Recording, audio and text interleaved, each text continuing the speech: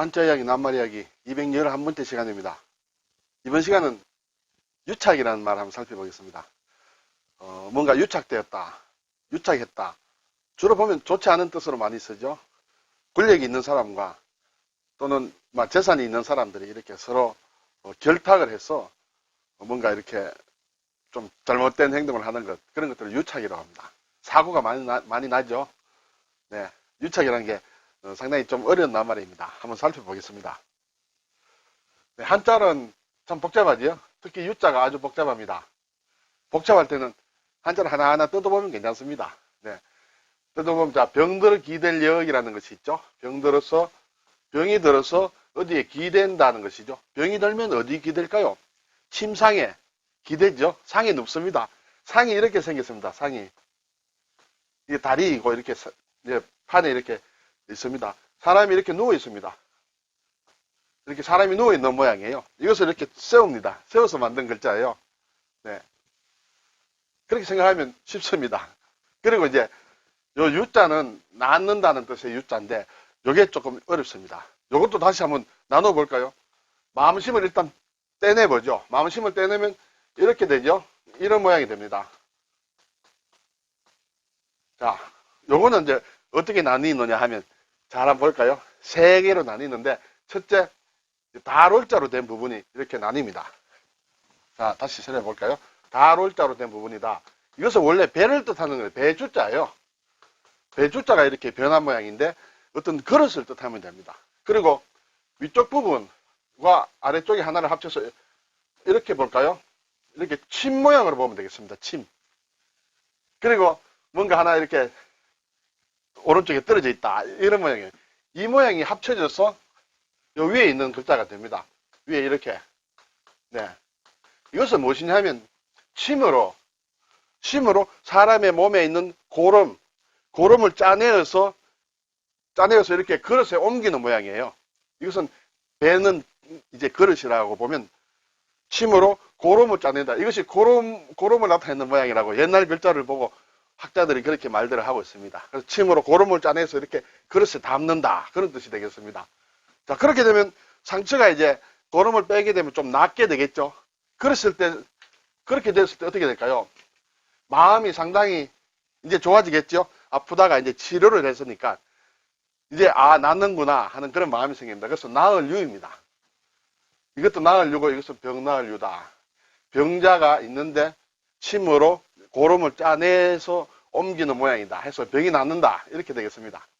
네, 뒤에서 다시 한번 보겠습니다. 그리고 붙을 착 딱 들러붙는다는 뜻이죠. 원래 이것은 이런 나타난다는 뜻에 나타날 저의 속자로 쓰였어요. 속자로 쓰여서 독립을 해서 이제 붙는다, 들어붙는다라는 그런 글자로 됩니다. 우리가 일상생활에 뭔가 들어붙는 현상은 많이 생기죠. 그래서 이 글자도 이제 많이 쓰이게 됩니다. 네, 착 이렇게 되겠죠. 네, 이렇게. 자, 이것은 이제 나타날 저자의 속자인데 저자는 어떻게 되느냐 하면 놈자자와 초두머리입니다. 사실 놈자자는 우리가 이렇게 사람을 뜻하는 놈이라고 얘기를 합니다만 옛 글자를 보면 어떤 삼태기에 땔감을 이렇게 가득 많이 모아놓은 모양이다. 이렇게 해석하는 사람들이 있습니다. 저는 그렇게 생각합니다. 그래서 여기 많이 모은다는 그런 뜻이 있어요. 그리고 초두머리는 뭔가 죽간 같은데 이렇게 글을 쓴다는 것을 뜻한다. 이렇게 되겠습니다. 그래서 죽간에 글을 써서 많이 모은다. 그것이 책이 된다. 그래서 책을 저술한다 할 때도 이 저자를 쓰고 있습니다. 네, 어쨌든 좀 어려운데 일단은 오늘의 글자는 병날 유와 붙을 차 이렇게 되겠습니다. 자, 병이 나오면서 붙는다. 그것이 유착이에요. 좋은 것 아닌가? 병이 나면서 붙어야 되겠죠? 그런데 왜 좋지 않은 말로 쓸까요? 네. 자, 우선에 사전의 뜻을 한번 볼까요? 어떠한 관계 또는 사물이 필요 이상으로 아주 밀접하게 결합되는 것이다. 적당하게 결합을 하면 되는데 필요 이상으로 밀접하게 결합되는 일이다. 이렇게 우리가 일반적으로 많이 씁니다. 그렇지만 원래의 뜻은 좀 의학적인 용어라고 할까요? 서로 떨어져 있어야 할 피부나 막 등이 염증으로 말미암아 들러붙는 일이다. 예를 들어서 어떤 사람이 상처를 입었을 때 상처를 입으면 치료를 하면 이게 낫게 되지 않습니까? 들러붙어야 되겠죠, 피부가. 그런데 제대로 끼리끼리 붙어야 되는데 붙어서 안 되는 부분과 붙었다. 그거 큰일이죠. 막 이런 피부에 조그만 상처는 괜찮겠지만 사람 몸속에 오장이라든지 이런 것과 관련된 것이 서로 제대로 들러붙어야 되는데 붙어서는 안 되는 것과 붙게 되면 이건 정말 큰일 납니다. 예. 그런 상태를 유착이라고 하는 거예요. 그런데 그 들러붙는다는 것은 아무 때 들러붙는 것이 아니라 이제 낫기 시작할 때 들러붙는 것이에요. 낫기 시작에 이제 들러붙어야 뭔가 낫게 되는 거죠. 들러붙지 않고 계속 이렇게 우리가 상처가 벌어져 있는 상태다. 그러면 안 되죠. 이제 들러붙는 시점에서 제대로 붙어야 된다. 근데 그것이 잘못 붙게 되면 그것이 이제 유착이 된다. 이렇게 되겠습니다. 어떤 일이 터졌을 때, 일이 터진 것은 어쩔 수 없이 일이 터질 수 있겠죠. 우리의 몸과 관련된 것이든 또는 사회생활을 하면서 사람과 사람의 관계든 어떤 사건이 터졌다. 터진 사건은 어쩔 수 없지만 그것을 잘 마무리하는 과정에서 들러붙는 과정에서 제대로 마무리를 해야지 잘못 마무리하면 곤란하다는 것이죠. 서로 다른 장기가 들러붙듯이 잘못 붙으면 안 된다. 그래서 권세가 있거나 돈이 있거나 자기의 힘을 이용해서 원래 그렇게 해서는 안 되는 형태인데 그렇게 들러붙었다. 그것이 유착이라는 것이에요. 그 사실은 유착이 원래 좋은 의미의 유착은 일어나지 않으면 안 되겠죠. 상처가 이렇게 아물어야지 아물지 않고 계속 이렇게 떨어진 상태로 있으면 안 되죠. 그래서 수술 후에 사실은 제대로 일어나야 되는데 이것이 잘못 붙을 수가 있다. 제대로 붙으면 좋은 것이고 잘못 붙으면 유착이다. 이렇게 되겠습니다. 이 유착은 이제 우리가 치유를 한다. 치유, 쾌유를 빕니다. 아주 정말 쾌는 산뜻하게 기분 좋게 딱 치유가 되는 것이 쾌유라고 되겠죠. 자, 유자가 좀 복잡했는데 다시 한번 볼까요? 이 부분은 앞에서 제가 말씀드린 걸 한번 다시 한번 상기를 하세요. 이렇게 침이 있습니다. 긴 침이 있고 이것으로 고름을 짜냅니다. 고름이 이제 옆에 좀 짜다 보면 흐르지 않겠습니까? 그것을 이렇게 큰 그릇에다가 담는 모양이다. 자, 이렇게 고름을 짜면 뭔가 응답이 되겠죠? 상처를 이렇게 치료를 하면 뭔가 거기서 어떤 잘 되든 못되든 어쨌든 응답이 있겠죠. 그리고 점점 또 좀 좋아진다 그런 뜻도 있겠죠. 치료를 하게 되면. 예. 이 기본 글자에서 이제 여러 가지 글자가 나옵니다. 여기에 마음심을 붙이면 치료를 했으니까 상당히 즐겁겠죠. 그래서 유쾌하다 할 때 이 유자를 씁니다. 유쾌하다. 몸이 나으니까 기분이 좋아지죠. 그리고 여기에 마음심을 붙이면 역시 치료를 해서 내가 마음이 이제 제대로 이제 평온해지고 낫는다. 그런 뜻으로도 볼 수 있습니다. 그리고 깨우친다. 입구를 붙이면 깨우친다. 그래서 어떻게 해석하면 좋을까요? 선뜻 제 머릿속에 들어오지 않는데 비유를 한다. 우리가 언유법이다, 직유법이다 여러 가지 비유할 때서는 이것입니다. 비유라는 것은 뭔가 다른 일을 가지고 설명을 해서 깨우쳐 주는 것을 비유라고 하죠. 왜 여기에 입구가 붙을까요? 자 이제 내가 제대로 낫게 해주겠다. 입으로 이렇게 얘기를 하는 그런 것일까요? 네. 그리고 노쇠도 유입니다. 유기. 우리가 안성맞춤 그런 거 있죠. 유기. 녹그릇 할 때 쓰는 것이 이 유자입니다. 물론 발음의 요소가 많이 들어가겠죠. 노쇠는 이제 쇠무로 쇠건변이 들어가게 되겠어요. 그리고 넘어간다는 유도 있습니다. 넘어간다. 이 유자에는 사실은 고름을 짜내어서 다른 곳에 그릇에 옮기는 것이므로 뭔가 옮긴다는 그런 뜻이 있어요. 옮긴다. 그래서 옮겨간다 이렇게 착받침이 붙어 있습니다. 그래서 옮겨간다는 것은 넘어간다는 뜻이 되겠죠. 발음의 요소도 있고 또는 의미로도 또 의미가 있다 이렇게 되겠습니다. 네, 성경에 보면 이제 유월절이라는 것이 있어요. 넘어간다. 또 월도 넘어간다는 것이에요. 그러한 명절 유대인들에게는 상당히 중요한 명절이죠. 구약 성서에 나오죠. 출애굽하기 전에 이집트에서 이렇게 나오기 전에 모세가 이제 데리고 나오기 전에 있었던 아주 중요한 그 사건이 되는 것이에요. 좀 궁금하시면 한번 인터넷 조회해 보셔도 괜찮을 생각이 듭니다. 그리고 우리가 수출이다, 수입이다 할 때도 이 숫자를 쓰는데 오른쪽에 이것이 붙습니다.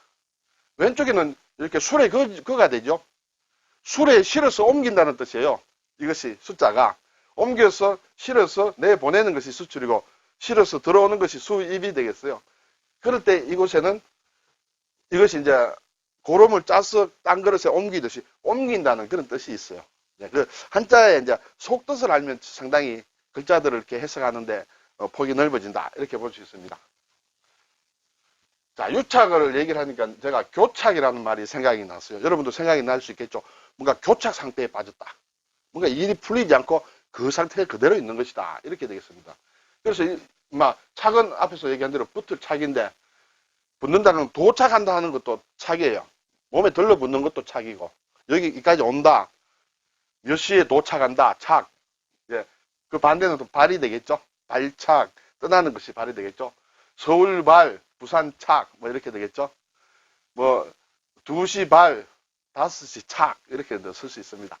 그리고 이제 교착이라는 말이 있는데, 이 착은 이제 도착한다 또는 들러붙는다 그런 뜻이죠. 근데 교가 상당히 또 좀 복잡합니다. 이 교는 악교를 뜻합니다. 악교. 이렇게 되겠죠.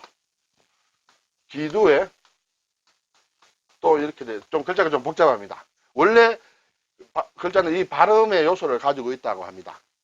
우리가 악교라는 것은 일반적으로 보면 뭘 목공을 한다든지 뭔가 붙일 때 이렇게 쓰는 것이죠. 짐승의 쇠가죽이라든지 이런 것을 고아서 만든 그런 이제 풀이라고 볼 수 있죠. 굉장히 단단한 풀처럼 이렇게 악교를 칠한 것처럼 단단히 달라붙어 있는 것이 교착입니다. 단단히 달라붙어 있기 때문에 움직이지 않습니다. 그래서 어떤 상황이 교착 상태에 빠졌다는 것은 딱 붙어서 움직이지 않습니다. 이렇게 원활하게 움직여야 되는데 딱 붙어 있다. 안 움직이면, 예, 그런 것을 교착 상태라 하죠. 교칠이라는 말도 있어요. 악교와 오칠이다. 이것도 딱 붙는 것이죠. 악교도 붙고 오칠도 해놓으면 딱 들러붙는 것이에요. 그래서 아주 친밀한 사이, 아주 친한 사이를 교칠의 상태다. 교칠의 어떤 그런 관계다. 이렇게 얘기를 합니다. 그리고 이 악교는 이제 이렇게 악교풀 얘기하는 악교인데 제가 궁금해졌어요. 왜 악교라고 하는지 좀 궁금해졌어요. 왜 앞자가 이거 어디서 나온 글자인가 하고 좀 찾아봤습니다. 찾아보니까 의외로 제가 모르던 것이 또 나왔어요. 이게 지명이네요. 중국의 산둥성 둥어마을. 우리 한자식으로 읽으면 산동성의 동화마을에 이 아자가 이제 이 아자가 들어가는 거예요. 동화마을에. 예. 거기에 악교가 상당히 유명한 모양이에요. 여기에 쓰는 악교는 이런 데 풀로 붙이는 그런 악교라기보다는 어떤 약재를 얘기하는 모양이에요. 당나귀를 이렇게 내장과 껍질을 이렇게 고아서 만드는 그런 약재가 있는 모양입니다. 중국에서는 상당히 유명한 모양이에요.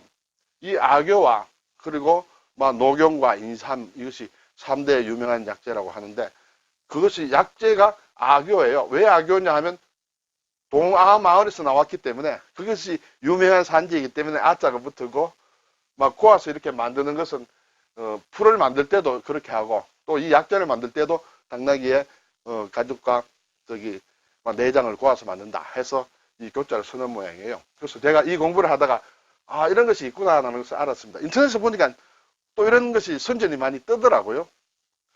세상은 넓고 아는 것은 적고 그런 것 같습니다. 네, 오늘 유착이란 말을 한번 살펴봤습니다. 감사합니다.